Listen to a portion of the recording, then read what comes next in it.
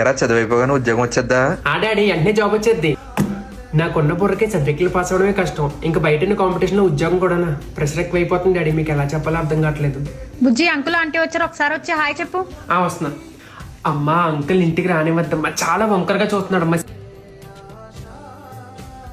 ఈ డబ్బులు చిన్నానికి ఇవ్వాలా? సరే డాడీ. డాడీ చుట్టాలు నమ్మొద్దు డాడీ, ఆ కేసి నేల మీద ఒట్టించినట్టు మీ ముఖం మీద మంచిగా మాట్లాడుతున్నారు, మీ వెనకాల మాత్రం మిమ్మల్ని తిట్టుకుంటున్నారు. అమ్మ క్లాస్ వాళ్ళు అందరూ అరకెళ్తున్నారు, నేను కూడా వెళ్తానమ్మా. అబ్బాయిలు అచ్చిచ్చి వాళ్ళు ఎందుకు వస్తారు? Only girls. అమ్మ కోయేడ్ అన్న తర్వాత అబ్బాయిలు ఉండరా? అందరు అబ్బాయిలు మీరు అనుకున్నంత ఎదవలు కాదు. అమ్మాయి నాకు నచ్చిందమ్మా. కట్నమా మీ ఇష్టం. ఈ రోజుల్లో కూడా కట్నాలు ఎవరు తీసుకుంటున్నారని ఫ్రెండ్స్ అందరూ ఉమ్మేస్తున్నారమ్మా. బయటికి వెళ్ళాలంటే సిగ్గేస్తుంది డాడీ. పెళ్ళా? అప్పుడే ఎందుకమ్మా? సరే మీ ఇష్టంలే.